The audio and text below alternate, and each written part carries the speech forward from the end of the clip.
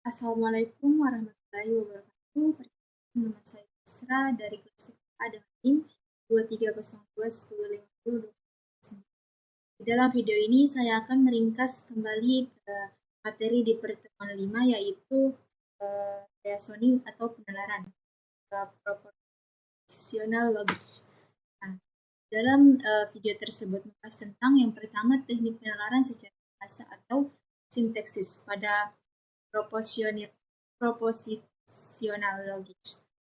Penalaran secara tata bahasa dalam propositional logic dilakukan dengan mengandalkan aturan sintaksis. Dalam teknik ini, proposisi direpresentasikan sebagai kalimat-kalimat logis yang mengikuti aturan penulisan tertentu, seperti menggunakan operator logika yaitu and, or, not, dan implies. Yang kedua, agen logika akan menggunakan algoritma tata bahasa seperti aturan inferensi untuk menarik kesimpulan berdasarkan pengetahuan yang ada dalam knowledge base atau basis pengetahuan. Salah satu contoh penerapannya adalah ketika agen menggunakan modus ponens, yaitu aturan inferensi yang menyatakan bahwa jika A benar dan A implies B benar, maka B juga benar. Yang kedua ada teknik penalaran secara semantik pada propositional logic. Yang pertama, penalaran secara semantik dalam propositional logic berfokus pada makna dan interpretasi dari simbol-simbol logika, bukan sekedar bentuk kalimatnya. Teknik semantik melibatkan penggunaan tabel kebenaran atau interpretasi untuk memeriksa apakah suatu proposisi benar atau salah dalam konteks-konteks tertentu. Nah, agen akan mengevaluasi kebenaran proposisi berdasarkan dunia nyata atau skenario yang dimodelkan, seperti di Wampus War, di mana agen dapat menyimpulkan keberadaan lubang atau monster dengan menginterpretasikan sensor yang tersedia. Soundness dan completeness adalah konsep penting dalam penalaran semantik, di mana soundness memastikan bahwa setiap inferensi yang dibuat adalah benar, dan completeness memastikan semua kemungkinan inferensi bisa diambil. Yang ketiga, analisis dan penyelesaian masalah dengan aturan inferensi pada propositional logic. Aturan inferensi dalam propositional logic digunakan untuk menyelesaikan masalah logis dengan cara menarik kesimpulan yang valid dari pengetahuan yang sudah ada. Prosesnya melibatkan langkah-langkah inferensi yang mengikuti algoritma dedukatif seperti modus ponens, modus tollens, atau aturan resolusi. Misalnya di dunia Wampus World, agen menggunakan pengetahuan bahwa jika ia merasakan angin di lokasi tertentu, maka ada lubang di sekitar. Dengan menggabungkan informasi ini, agen dapat membuat keputusan tentang arah yang aman untuk bergerak. Inferensi ini diambil dengan cara sistematis, memastikan bahwa setiap langkah dalam analisis logis tetap koheren dan sesuai dengan aturan tata bahasa dan semantik logik proporsional. Nah, teknik-teknik tersebut memungkinkan agen untuk secara efektif menarik kesimpulan dari informasi yang ada dan memecahkan masalah logika dengan cara efisien. Nah, ini adalah ringkasan dari pertemuan 5. Selanjutnya saya akan menjelaskan ringkasan materi dari pertemuan 7 yaitu penalaran atau first order logic. Nah, yang pertama di sini ada teknik penalaran menggunakan first order logic atau predikat kalkulus.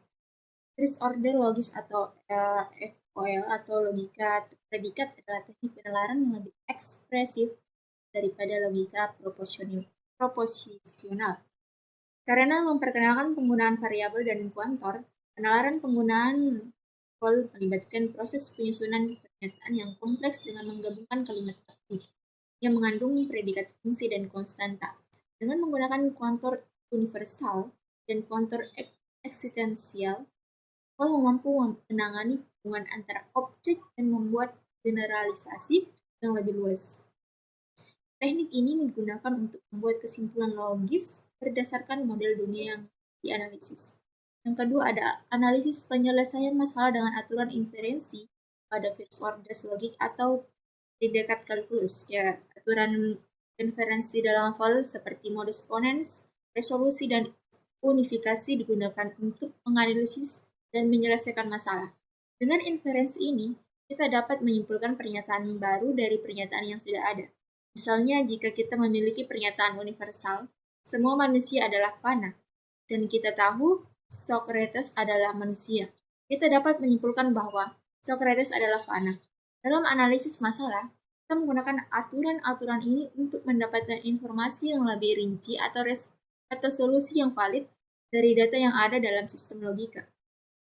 Yang ketiga, ada representasi pengetahuan pada first order logic atau predikat kalkulus.